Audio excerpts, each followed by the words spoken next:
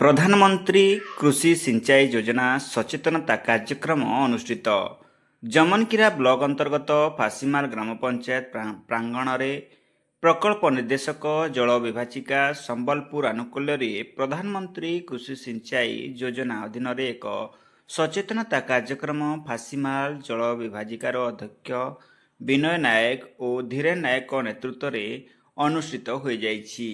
ଏହି କାର୍ଯ୍ୟକ୍ରମରେ ଫାସିମାଲ ୱାଟରସେଡ୍ ସମ୍ପାଦକ କେଦାର ବରିଆ, ମୃତ୍ତିକା ସଂରକ୍ଷଣ ବିଭାଗ ଅଧିକାରୀ ଶୁଭେଶିଷ ଦାସ, ପିଆଇଏ ଜମନକିରା ସୁଭାଶିଷ ଦାସ, ସଦାନନ୍ଦ କିଷାନ, କାହ୍ନୁଚରଣ ଦଳେଇ, ଲୋକନାଥ ନାୟକ, କ୍ଷୀରୋଦିନୀ ନାୟକ, ସିଲୁ ଓରାମ, ବିନିତା ଜୋଜୋ, ନାଗେଶ ନାୟକ ଓ गरियाबहाल ୱାଟରସେଡ୍ ଅଧ୍ୟକ୍ଷ ବାବୁଲି ପଟେଲ ପ୍ରମୁଖ ଉପସ୍ଥିତ ରହିଥିଲେ।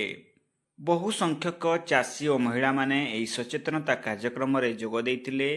जल विभाजिका अधिकारी सुबेशिष दास, पीआईए जमनकिरा और वाटरसेड संपादक केदार बरिया चाषी मानकु मृत्तिका संरक्षण, जलर सुरक्षा एवं जलर सुचिंतित व्यवहार संपर्क में सचेतन कराइथिले।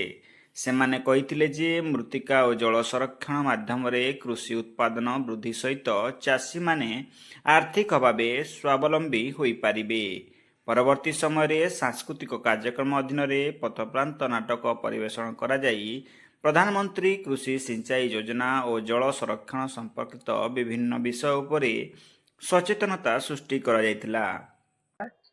ग्राम फासीमाल आमर फासीमाल टाके जल विभाजिका तरफ 5 वर्ष उन्नतिमूलक कार्यक्रम करागला जिते आरंभ है से प्रकार गोटे उत्सव करी आरंभ कराइला एवं 5 वर्ष काल एटारे विभिन्न प्रकार उन्नयनमूलक काम करागला। जेहेतु पीएसएमई लोक मन दिगला, बंध पोखरी खोलागला, ट्रेंच खोलागला, एमती विभिन्न प्रकार उन्नयनमूलक कार्यक्रम करागला।